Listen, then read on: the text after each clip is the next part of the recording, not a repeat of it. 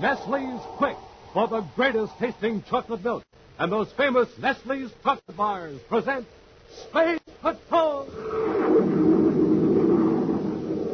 High adventure in the wild, vast reaches of space. Missions of daring in the name of interplanetary justice. Travel into the future with Buzz Corey, Commander-in-Chief of the Space Patrol. In today's transcribed Space Patrol adventure, Buzz and Happy have entered a manufacturing plant on Jupiter to capture a fugitive. Right now, in a large, empty storeroom, they find their search blocked by a locked door. He must be in the next room, sir. I heard a noise. Let's go to work on this door. It looks pretty rugged. Hey, what happened to the lights? Darkness will help us if we go down. Listen. I never thought of it. There are two of them here. Get the ray guns. Fire toward those sounds. We got to get them before they get us. We'll return in just a moment with today's exciting Space Patrol adventure, the Tattooed Atom. Hi, fellows and girls. This is Captain Tufel. I've got terrific news for you today. The makers of Nestle's Quick want you to have a Man from Mars totem head, exactly like the kind Commander Corey found. It's a super spooky totem head, more than 12 inches high. It fits over your head and disguises you so well, even your own mom won't know you. It's brilliantly colored with a beak nose, fang teeth, a face in front, and an extra face in back, and it has magic forehead vision. Now, this is a special secret device that works only for you. Yes, you can see out, but nobody can see in. Honest, nobody can see in. Nobody can tell who's inside the Man from Mars totem head. So you can have loads of fun fooling everybody. And, gang, it's easy to get your totem head, because I'm sure that you must have a can of Nestle's Quick in your galley. You know, there's no chocolate milk in the universe that's as good as Quick with its Nestle chocolate bar flavor. Well, now here's what you do. Send the lid from that can of Nestle's Quick, or a tracing of the front of a label, together with your name and address, and 25 cents to Space Patrol, Box 686, St. Louis, Missouri. That's Space Patrol, Box 686, St. Louis, Missouri. And don't forget your 25 cents. And if you missed the address, get a pencil, because we'll repeat it later.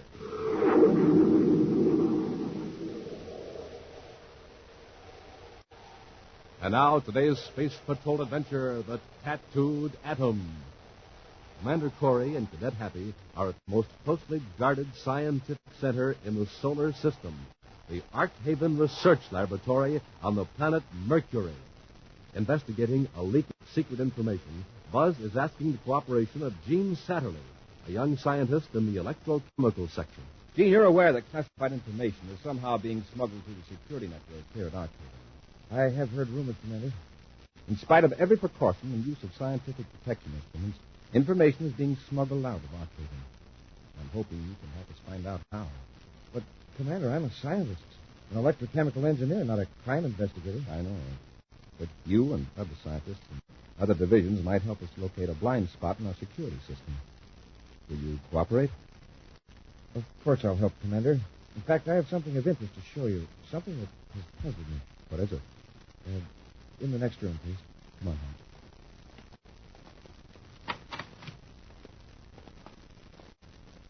You'll find some papers on the desk at the rear of the room and a chart of the distribution plan for this section. Oh, 1 minute. You go in. I want to get some notes out of my files. All right, Gene. Pat, let's look at that distribution chart. It can give us an idea of... Commander, he locked us in. Evidently, we've located that security leak. He acted kind of nervous. Should we try breaking down the door? No, there's a phone there on the desk. Hey, we can have the guards grab him before he even gets out of the inner ring. Now, wait, Hap. Let him get away. We can have him followed. Don't touch the phone until we've had a chance to get past the first guard.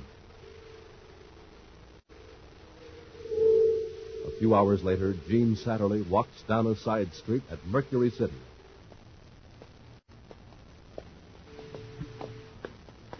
Mr. Satterley. I'm afraid you've made a mistake. No, Satterley, you did. When you left Arkhaven. Just keep watching. Surface tied just around the corner. You've got an appointment. Gene Satterley's escort holds the muzzle of a ray gun against the scientist's ribs during the long drive to the residential section of Mercury City. When the surface car finally stops before a large residence, the scientist is nearly overcome by fear. His companion takes Satterley into the house, down a hall, and then through a door into a large room that's utterly silent and completely dark. Suddenly, a shaft of light, nearly blinding in brilliance, strikes Satterley almost with the force of a blow. The man with the gun steps back into the dark silence, leaving Satterley squirming in the pool of light. Why have I been brought here? Is anyone in this room? Speak to me. There is nothing to fear, Satterley. Who are you? I am Polydor. Polydor? You have been paid well for getting secret information to my agent. But by running away, you ended your usefulness to me. But I had to. Commander Corey was on me. You have followed my orders. There is nothing to incriminate you.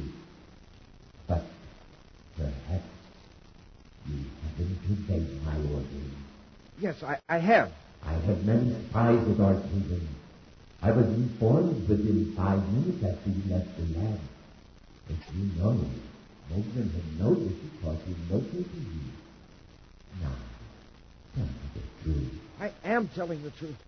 Then where is message 58K? I sent it out of the plant in the usual way in marked atoms of mercury. It was never received. Well, it must have gone astray. Maybe the space patrol. Don't be stupid. The space patrol could give the Mercury every test in the book and still not discover our secret. Isn't that true? Yes, but... Then find that Mercury. Your life depends on it. Understand? Just who are you? For all you know, I am just a boy. I will be standing behind you in the dark, or I may be on Pluto.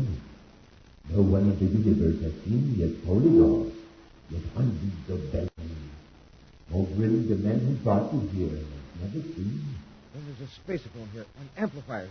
Do you think so?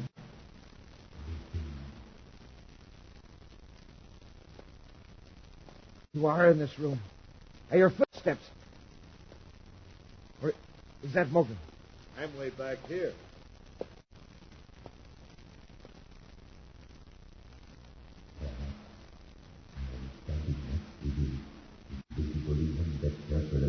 No. It's impossible. Is someone like you, Satterley? Or did you just imagine? You don't know, do you? Now will you recover message 5810? I'll do my best. Mogren, take him away. Elsewhere, millions of DUs from Mercury, the Terra 5 streaks toward Jupiter. As the giant planet looms larger in the nose port, Cadet Happy looks up from a sheet of spacer-phoned reports from the Space Patrol Security Lab on Terra. I don't get it, Commander. Gene Satterley has a perfect record, not only at Archaven, but as far back as you want to go. And there was nothing at the lab to connect him with anything crooked. Why did he run away? Well, he's guilty of something. That's very evident. But he's not a confirmed criminal. His method of escape shows that. How, Commander? Well, a true criminal type with Satterley's intelligence would have planned several alternative methods of escape in advance. Oh, like the phone in the room he lost it in. Yeah, he'd have put that out of commission. Exactly. He had almost 30 minutes' notice that we were at Archaven and wanted to talk to him. Could have stopped him easily if we wanted to. Too bad we didn't. Look how he vanished in Mercury City with one of our agents just a few yards behind him. That wasn't so amateurish. Satterley must have had professional help that time. Now, our best chance to get a lead on him is to check his family and friends in Jupiter, particularly Satterley's father. Satterley wouldn't be fool enough to contact his father now, would he? Worth a try. On the outskirts of the main manufacturing section of Jupiter City is a small shop with a sign reading Joseph Satterley, Precision Machinist. Buzz and Happy have been trying to explain the purpose of their visit over the whir of a lathe. Yeah, there now. I can hear when that thing going on, but seems like nobody else can. Well, like I told you, Commander, my boy's on Mercury with the Archaven Laboratory. Yes, Mr. Satterley, I know. Does he have any close friends here in Jupiter City? Well, there's a girl, Karen Lorimer. Karen, my boy, are engaged. Commander, there's something wrong. Gene isn't in trouble, is he? Mr. Satterley, I know your son's excellent record. Yesterday, I went to Arkhaven to ask him to cooperate with the Space Patrol on a security problem. You saw him yesterday? While Cadet Happy and I were talking to him, he suddenly pulled a very clumsy trick on us and fled from Arkhaven. My son ran away? I can't believe it. I'm sorry, but it's true. Now, Mr. Satterley, can you think of anything to account for Gene's behavior? No, but I'm sure he's done nothing wrong. Maybe he's overworked or breakdown nerves. Have you heard from him recently? No. 2 days ago, a package arrived. Small, but quite heavy. I opened it. Found this. A metal bottle. It is a container of mercury. And it's stamped Arkhaven Labs, Section E3. Gene Satterley section. The container has an official seal on it, still unbroken. This is government property. You ever send you anything like this before? Oh, no, never. If this contains only mercury, it's worth 5 or 6 credits at the most. Surely taking a few pounds of mercury isn't a serious crime. No. But diverting a sealed container out of regular channels is serious. If this is only mercury, then I'd agree with you that Gene is suffering from nerves. It's too stupid and pointless to be a crime. Well, it must be the strain of overwork. When this container is opened and analyzed, we'll know whether you're right, Mr. Satterley. Oh, now, if you don't mind, I'd like the address of this girl, this Karen Lorimer. From Satterley's shop to Karen Lorimer's apartment is but a few moments' drive in a surface car. Leaving the sealed container of mercury in the dash compartment of the car, Buzz and Happy ascend the steps.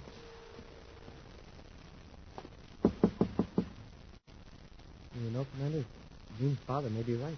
A nervous breakdown would explain Gene's peculiar behavior. Perhaps. In any case, we've got to find Gene before he gets into more trouble.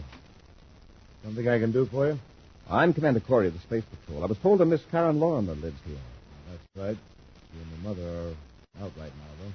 When do you expect her back? In about 10 minutes. Would you like to come in and wait? Yes, thanks. Come on, Happy. I suppose I'd better introduce myself. Karen's mother is my aunt. She practically raised me. Oh, that's all. Yes. The reason things are in kind of a mess here, the women are cleaning house. They offered to help move the furniture around. You know, to help their nephews and... That's it, then. I don't believe I got your name. Ed. Ed Lawrence. Commander, excuse me, but I think I'll step outside and get some air. I feel sort of... Happy, what's the matter? You believe the cadet has fainted. Here, Happy. You guys would never fold up. I'll take these weapons, gentlemen. Yeah. You're tired, aren't you? So weak you can hardly move. That's the end. You're fatigued by radiation. You've been getting it since you came in. Fatigue ray will hold you while I look for something. And if I don't find it, well, I've got a gimmick that'll make you talk. We'll return to Space Patrol in just a moment. Have you seen the man from Mars? The man from Mars has a weird totem head, a beaked nose, fanged teeth, a face in front, another face in back, and magic forehead vision, so he can see out, but nobody can see in. And, gang, you can all be men from Mars. Yes, sir, Nestle's Quick wants all of you to have the sensational, super scary Man from Mars totem head. It's a complete disguise that completely covers your head, makes you look like a spook from another planet. And wait till you see how magic forehead vision works. It's a special device that lets you see out, but nobody can see in. Why, nobody can even tell it's you inside your Man from Mars totem head. Boy, what fun you'll have fooling and scaring all your pals. And it's easy to get your totem head. All you have to do is get out your big brown and yellow can of Nestle's Quick, the product that makes the best chocolate milk in the universe. No Martian ever had such a delicious drink, or such a simple one, because with Quick there's no beating, no shaking. You just drop 2 spoonfuls of Quick into your glass of milk and swish it with your spoon. Why, Quick makes itself. Now, here's what you do. Send the lid from the can of Nestle's Quick, or a tracing of the front of the label, together with your name and address, and 25 cents to Space Patrol, Box 686, St. Louis, Missouri. That's Space Patrol, Box 686, St. Louis, Missouri. And hurry so you can be The Man from Mars.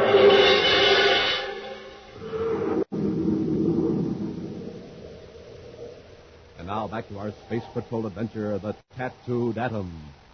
Thinking the missing scientist, Gene Satterley, might try to contact his family or friends in Jupiter City, Buzz and Happy went to the home of Satterley's fiancée, Karen Lorimer. They were admitted by a man who claimed to be related to Karen. Suddenly, Buzz and Happy were overcome by extreme weakness by means of a concealed fatigue ray machine. Taking their weapons, the imposter threatened them with violence if he failed to find an unnamed object for which he was searching. Right now, a few moments later, Buzz and Happy shakily get to their feet. That fatigue ray must have turned my muscles into putty. I haven't got the strength of a wet noodle. I hope the effect wears off before that fake nephew comes back. Maybe he already found what he was after when he searched the apartment. He said he'd be back if he took the ray machine with him. Maybe he was bluffing. Our surface car. Did he run out to search that? Come on, Happy. Yes, sir. He's not at the car now. He must have found what he was after. He would come back in the apartment to make us talk. But what have we got in the car that he didn't want? Happy, what's the one link between us and Karen Lorimer? Why did we come here? Why, on account of Gene Satterley. But Open I the car door. Smoking up. The dash compartment. It's been cut open. With our own atomic torch. Commander, the container of mercury is gone. Yes, and with it, old Mr. Satterley's hope that his son is merely overworked. Let's get to Jupiter City headquarters. I'll send out a general alert on our pal with the fatigue ray. In another part of Jupiter City, there is sudden activity in the abandoned Goda Plastics plant. Working swiftly, a lone operator adjusts an array of instruments. Then, from a case, he removes a metal container and places it in the target area of a ray tube. The silence is broken by a strange voice that seems to come from every part of the room. Mongrel, what's taking you so long? I'm almost ready, Fuller. Mercury cylinder's in place. All right. Put on the probe ray.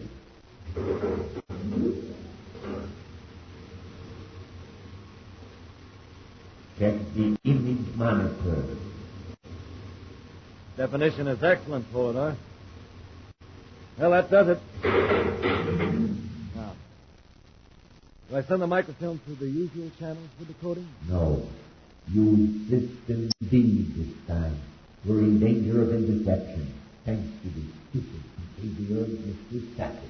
Yeah. Here's a guy who's smart enough to invent a method of marking individual atoms. He devises an electronic code system that nobody but us can detect. And he sidetracks a handful of secret information at Jupiter. I don't get it. That doesn't matter now. We've got the information. Now, since we have no more use for Mercury, we can return it to you. Return it? What for? It will help confuse Corey and keep him off our trail. Okay, I'll take care of that. And I'd better get off Jupiter. Corey probably has every agent in the city looking for me by now. First, we must dispose of Gene Satterley. He's no longer of use to us and could prove dangerous. He arrived in Jupiter City this morning. Two of my men will pick him up and bring him here. You will get all the information from him that you can, and then get rid of him. In the Jupiter City headquarters of the Space Patrol, Commander Corey and Cadet Happy examine a laboratory report. From time to time, they look up at an object on a desk. A metal container full of mercury. I don't get it, sir.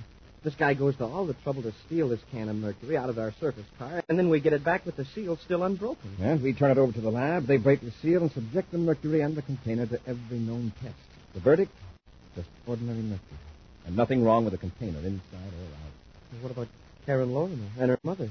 They never saw that fake nephew, huh? No, they got a phone call to Gene Satterley wanting him to leave him at the spaceport. Oh. And that's how this fellow got them out of the apartment, to give him time to search it, right? Yes. One of our agents checked their story. Evidently, neither Karen nor her mother are involved in this mess. Space Patrol headquarters, Commander Corey here. Commander, this is Joseph Satterley, Gene's father. Yes, Mr. Satterley. It's about my son. Yes? I've heard from him. He's here in Jupiter City. Did he come to your shop? No, he won't. He asked for money. I told him I'd bring it to him. Are you positive it was your son? Well, it was Gene, all right. But he sounded so strange, so disturbed. Something is terribly wrong to more than I ever believed. I can tell by his voice. He isn't just afraid of being arrested. He's in danger. Dreadful danger. I'll help him all I can, Mr. Satterley. Where is he? He's at 43 Alpha Street, Jupiter City.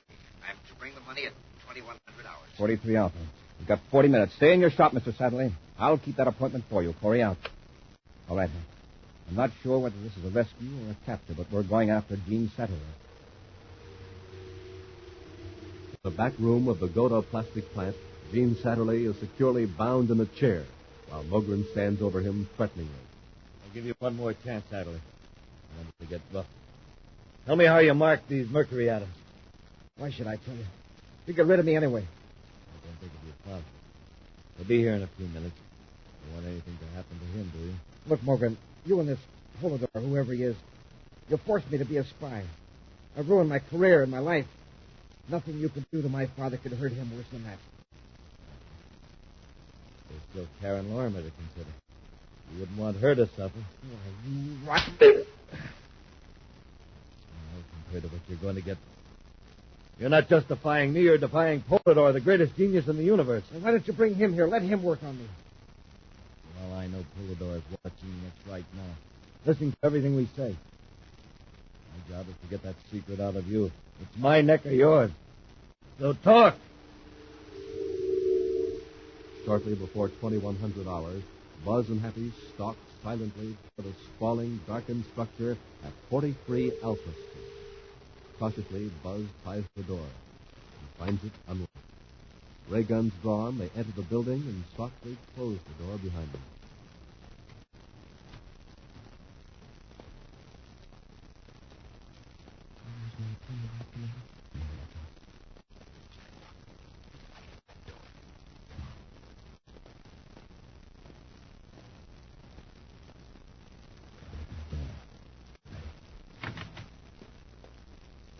The room's empty.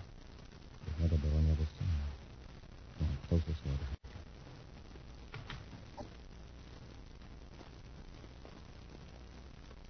This must have been a storeroom. It's big enough. Satterley may be behind that other door, watching us through a peephole. Let's go to the door. I'll find the door.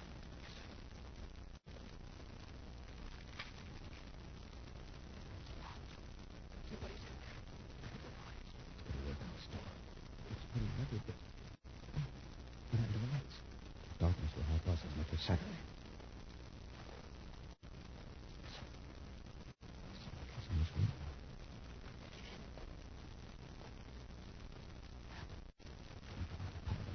Two of them here. They've got ray guns. Fire toward those sounds.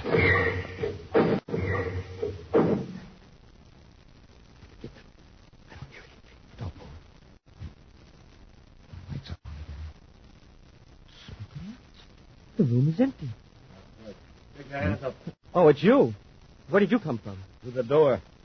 Well, you were firing at phantoms. Someone was in here when the lights were out. We heard them. Did you really? Now, you must be imagining things. There's one thing that isn't imaginary. The feeling of weakness creeping over you. Your arms turning to lead. The fatigue ray. Oh, that's right. You've been in the radiation field for more than a minute now. The cadets all... Give me that gun. Pull the door! Pull the door! Help me! Pull the door! Pull the door! Oh, what a neat left hook. Well, that fatigue ray sure didn't work on you this time, Commander. Not as much as you thought it did. Here, I better get you out of the ray field. Thanks, sir. I'll be okay. Commander Corey! Somebody's in the next room. You keep an eye on this fellow in case he comes to. Yes, sir. Yeah, Satterley. Commander, you saved my life. This fellow, Morgan, he was going We to... took care of him. What about his pal, this Polidor? Come on, Satterley, speak up. There's someone else in the building. We heard him. I heard him, but he isn't here. I know you think I'm crazy, but it's true. Polidor is a demon, a master criminal. Get me out of here, and I'll tell you all I know. Later at Space Patrol headquarters in Jupiter City, Buzz and Happy question Gene Satterley. Then this is the way you smuggled secret information out of Archaven. You found a way to tag individual atoms of mercury with different types of radiation. Yes. When the mercury samples were scanned with certain rays, the marked atoms would discharge their radiation. The pattern was registered on microfilm and decoded electronically. And Polidor's agents could intercept shipments of mercury, scan them, breaking the seal. That's right. And then pass them on to their proper destinations. And without special equipment, nobody could detect these tattooed atoms. That's why Polidor was safe in ordering Mogren to return that container to you here at headquarters. What secret information is in that sample of mercury, the one you sent your father? Ironically, no government secrets, Commander. Just a full confession of my part in Polidor's scheme. And the names of some of his agents. A confession? Well, then when Polidor decodes that microfilm, he'll be tipped off. I thought I could outsmart Polidor and the Space Patrol. But I waited too long and got in too deep. But I'm glad it's over. It's over for you, Saturday, but we're happy in you. The job is just beginning. Yes, sir, but how do we fight someone we can't see? Polidor's invisible. We can't tell where he'll strike next. No, but we can provide a tempting target. When Polidor does strike, you'll be ready. In just a moment, a preview of next week's exciting Space Patrol adventure brought to you by Rice Chex and Wheat Chex, the bite-sized cereals in the red and white checkerboard packages. Captain Twofells, want to see something real keen? You bet, Space Patroller. Okay, then, take a look. Right here in my backyard. Wowee, a totem pole. A Martian totem pole, and mine's higher than any of the other fellas, because I got more totem heads. And Space Patrollers, you can build yourself one of these swell totem poles, too. You make them out of Man from Mars totem heads. Stack them one on top of the other just as high as you want. The same Man from Mars totem head you wear over your head, with magic forehead vision that lets you see out, but nobody else can see in. Yes, sir, those neat totem heads are more than 12 inches high in real Martian totem colors. Red and yellow, green and black. And it's real easy to get lots of totem heads with Rice Chex or Wheat Chex box tops. Listen, gang. For every Man from Mars totem head you want, send a Chex box top, together with your name and address and 25 cents in coin, to Space Patrol, Box 686, St. Louis, Missouri. Don't forget your 25 cents. That's Space Patrol, Box 686, St. Louis, Missouri. This offer good only in the USA and may be withdrawn at any time. And now, an action preview of next week's exciting Space Patrol adventure. Buzz is searching a cavern on Neptune, looking for Happy, who's been captured by an agent of the master criminal Polidor. Happy, where are you? Here, Commander, but I'm tied up. I'll be right with you. Hap, what's that? Just one of Polidor's tricks. He's trying to scare us with sound. Already, you are only a few yards from the death, and I am at another time. But what? You will never reach the cadet. Commander, look out! The gate is closing! Happy! It's no use, Commander. You both my prisoners. Be sure to join us next week for the thrilling story, The Cavern of Fear.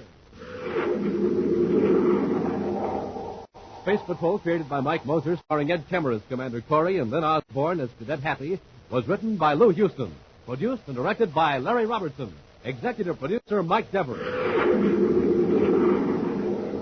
Other players were Bela Kovacs, Norman Jelly, Ken Mayer, and Stephen Robertson. Dick Tufeld speaking.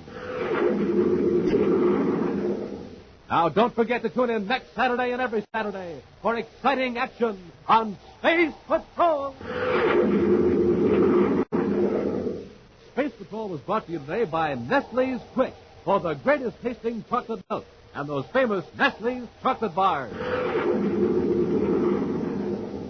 Be sure to see another exciting Space Patrol program on your local ABC television station.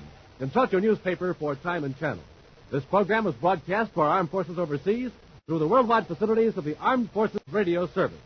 Space Patrol came to you transcribed from Hollywood. This is ABC Radio Network.